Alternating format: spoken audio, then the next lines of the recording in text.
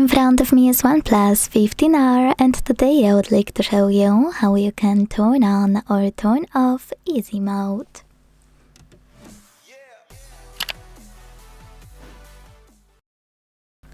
Begin by opening settings and scrolling all the way down right away.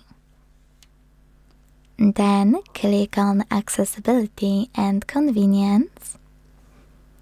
Scroll again and this time tap on simple mode available here. To activate it, click on enter simple mode and wait. As you can see, after a few seconds, easy mode is on. If you wanna go back to the standard one, go into settings again. And if you see standard version of settings, close them in the background and tap again. Then you should see simple layout of your settings. Scroll all the way down, click on exit simple mode and confirm your choice in the pop-up.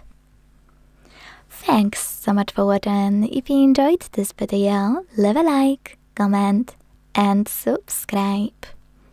Bye!